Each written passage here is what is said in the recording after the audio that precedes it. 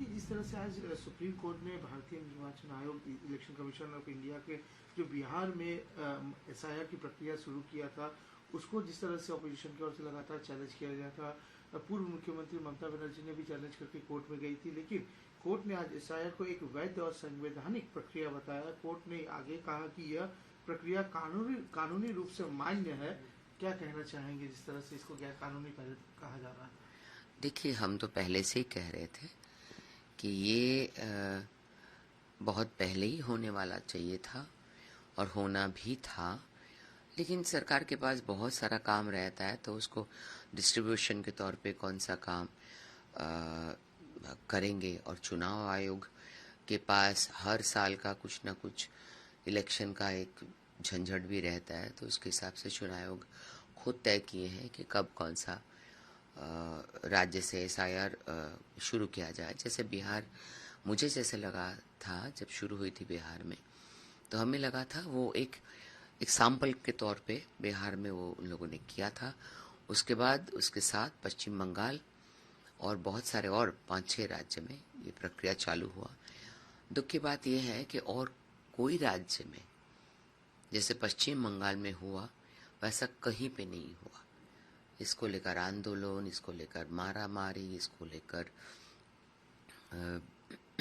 BLO ने जो भी थे तो वो लोग कंप्लेन करने लगे, कोई आंदोलन करने लगे, कोई रास्ते में रुकावट, ये वो बहुत सारा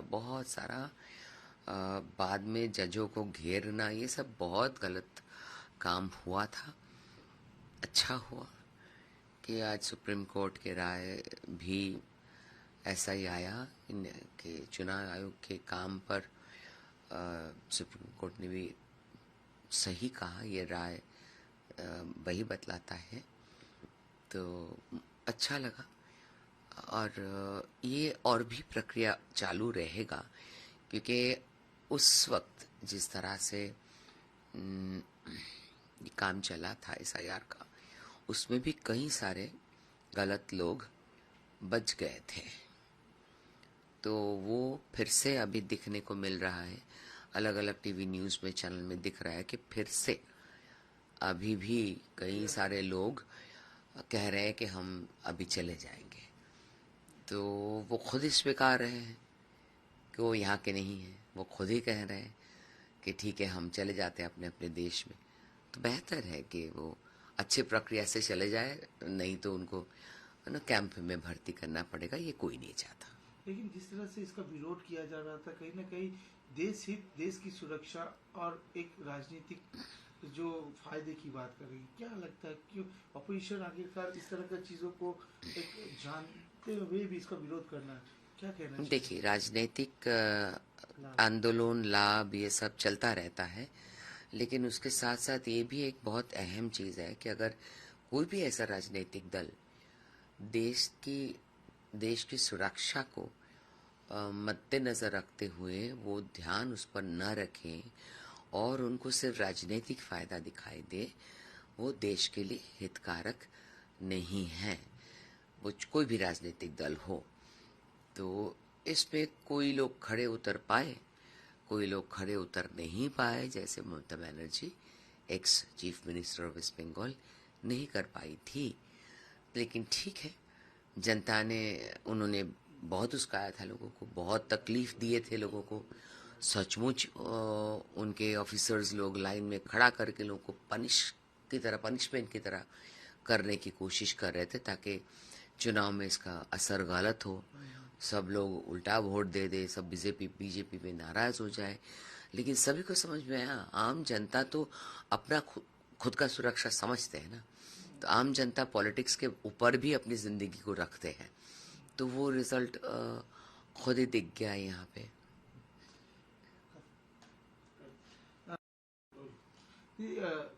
पूर्व मुख्यमंत्री ममता बनर्जी के खिलाफ एक केस फाइल भी हुआ है, जिसने 2025 में उन्होंने कहा था कि हिंदू धर्म को गंदा धर्म कहा था, जिसके रिमार्क पे अब एफआईआर भी हुआ है, पर केस रजिस्टर किया गया है। क्या कहना चाहेंगे? जिस तरह का लगातार उनके ओर से ये चीजें कहा जाता है, कुंभ में भी कहा गया था, अब गंदा धर्म, तो एक हिंदू आप लगातार इस चीज पे बात भी करते हैं, क्या कहना है? देखिए, राजनीति इन लोगों के लिए बहुत गलत आ, तरीके से करने को होता है। राजनीतिक फायदा वो अलग तरीके से देखते हैं। राजनीति है राजधर्म पालन करना और जनता के हित में और देश के हित में जो अच्छा है वो करना।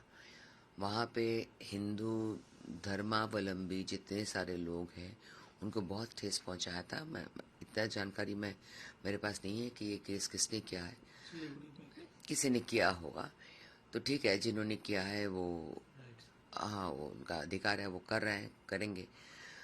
लेकिन इस तरह की बयानबाजी जो है ये पश्चिम बंगाल में बहुत सालों से ये सब चल रहा था। ये किसी को नहीं करना चाहिए। भागीरथी में काट के हम फेंकवा देंगे, मरवा देंगे। कुंभ में एक्चुअली वो कुंभ मेला को क्या क्या उल्टा पलटा बोले थे। देखिए, सबसे अजीब बात है जब हमारे देश में कोरोना जैसे महामारी आई थी जहां हम जूझते जूझते पूरे भारत क्या पूरे विश्व परेशान हो गया था। उस दौरान जो ट्रेन यहाँ के लोगों को, पश्चिम बंगाल के लोगों को लेकर यहाँ आ रहे थे, उनका नाम उन्होंने कोरोना एक्सप्रेस दे दिया है। बाहर से लोग कोरोना लेकर पश्चिम बंगाल में आ रहे। अरे हमारे राज्यवासी ही आ रहे थे, बाहर के राज्य के लोग तो नहीं आ रहे थे। हमारे राज्य के लोग हमारे राज्य में वापस आ रहे थे। इतने परिযায়ী श्रमिक जो हमारे राज्य में वापस आ रहे थे, उनके तरफ भी इतनी बुरी तरह से पेश आई थी ममता बनर्जी। सोचकर भी आज लगता है कि कैसे उन्होंने ये सब किया है।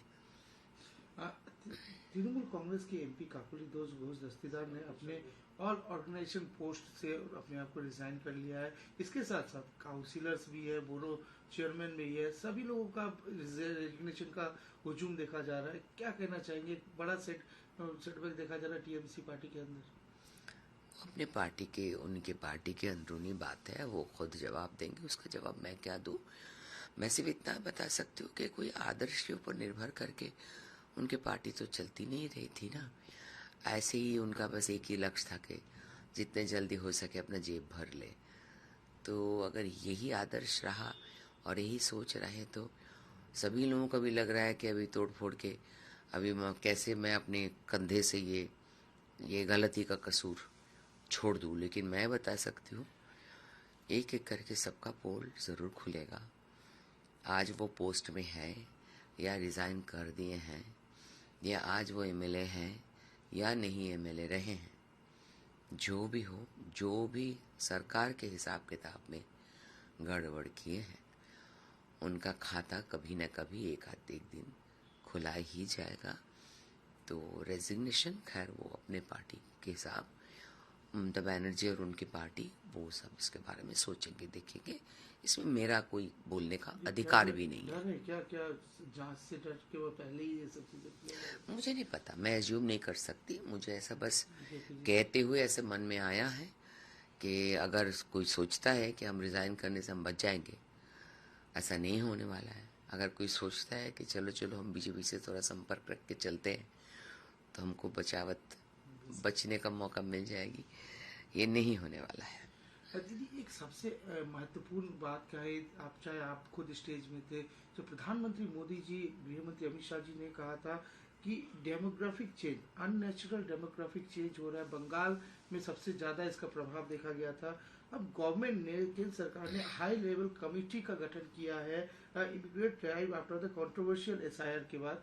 तो क्योंकि अब जिस तरह का गैदरिंग इंडिया बांग्लादेश बॉर्डर में भी देखा जा रहा है, लोग खुद जा रहे हैं एसआईआर के बाद, अभी वहाँ पे भीड़ देखी जा रही है। तो क्योंकि ये एक सवाल किया गया था मुख्यमंत्री जब थी ममता बनर्जी और अभिषेक कि कहाँ है रोहिंग्या, कहाँ है बांग्लादेशी, क्या कहना चाहेंगे आज जो भीड़ देखी जा रही है और एक हाई लेवल कमेटी का जो गठन किया गया है? ये प्रॉब्लम यही है कि पश्चिम बंगाल एक माध्यम बन गया था अलग अलग जगह से।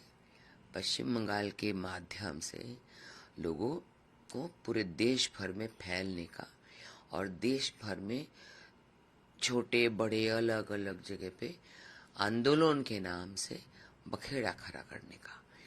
तो वहाँ पे क्या होता है, वहाँ सेफ्टी एक बहुत बड़ी इशू हो जाती है। आपने दिल्ली में भी देखा है कि कितने बड़ा हादसा हो गया था। तो ये हादसा बनाने वाले जो लोग होते हैं वो कतई देश का भला नहीं चाहते। अगर आंदोलन करना है तो शांति से आंदोलन करो, अगर आंदोलन करने विषय लायक है तो आंदोलन करो। जैसे हमारे श्रमिक भट्टाचार्य भी बोलते, गणतंत्र के हिसाब से आंदोलन एक एक बड़ा चीज है, वो सबका हक है, लेकिन उसके नाम से आप तोड़फोड़ करो, उसके नाम से आप जंगी एक्टिविटीज करो, तो वो तो मतलब बहुत ही खतरनाक किस्म का चीज हो रहा है देश में, जो होना नहीं चाहिए था। बहुत सालों से कंप्लेंट ममता बनर्जी खुद करती थी, सीपीएम के ज़माने में वो खुद करती थी। अब कहाँ से वो अपने खुद गद्दी पे बैठ के, कुर्सी का मज़ा तो यही है, पता नहीं क्या है। ये लोग ऐसे ही करते आ रहे थे। अभी और भी हाई लेवल कमेटी बैठेंगे कहीं पे भी, और सबसे दुखदारी बात है कि हर चीज़ का गड़बड़ और जड़ और उत्स जो है वो पश्चिम बंगाल से जुड़ा जाता है। वो कहाँ पे भी कुछ हो जाए ना, वो फाइनली उसका आधार कार्ड पश्चिम बंगाल में बना हुआ होता है। इसको देखकर बड़ा शर्म आता है। हाँ, एक UCC uniform civil code Assam के विधानसभा में आज वो पास हो गया है। कहा था कि बंगाल में भी यूसीसी की बहुत जरूरत है। विधानसभा में आपको एक एमएलए विधायक है, क्या कहना चाहिए कि बंगाल में भी विधानसभा में इस सेशन में अब यूसीसी पे जो उस पर काम होगा?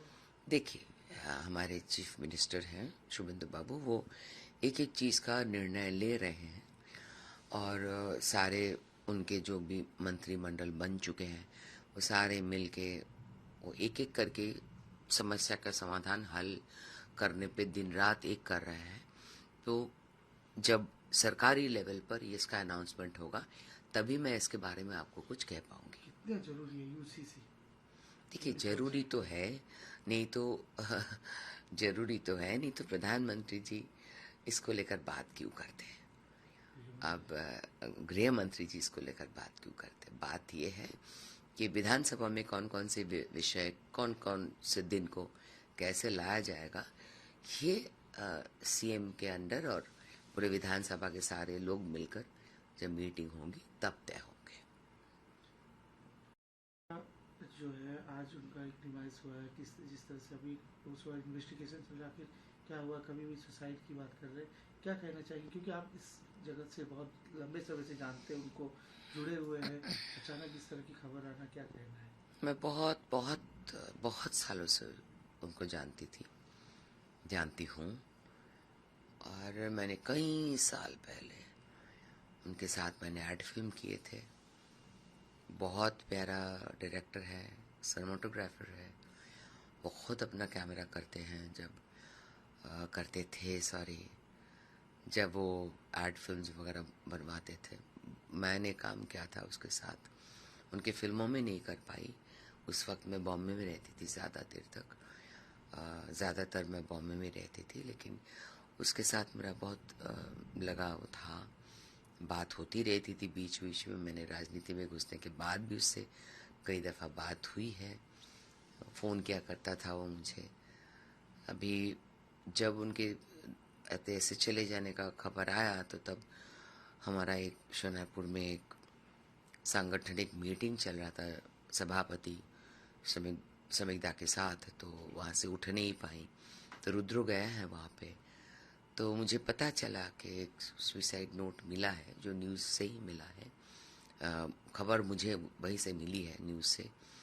तो खैर देखिए, उनकी पत्नी और उनकी बेटी जो है वो बाहर रहती है, वो आ जाएंगे कल तक, जितना मुझे खबर मिली। उसके बाद वो जिस तरह से चाहेंगे, इंडस्ट्री के कई सारे लोग चाहते हैं कि उसको नंदन में ले जाया जाए, या जैसे हम लोग हमेशा टेक्नीशियन स्टूडियो में या कहीं पे ले आते हैं, ज़्यादातर हम नंदन में ले जाते हैं। और वो सीपीएम माइंडेड ही था पहले दिन से। तो अभी पता नहीं, घर के लोग जैसे चाहेंगे, मुझे लगता है घर के लोगों की जो सोच है और जो जैसे वो चाहते हैं वैसे हम सबको मान लेना चाहिए, और उनकी इज्जत तभी रखी जाएगी जब घर के लोगों के मन का हम इच्छा, और क्योंकि उनसे ज़्यादा दुखी हम लोग नहीं हैं, उनसे ज़्यादा लॉस वही सबसे ज़्यादा, ये लॉस वही झेल रहा है।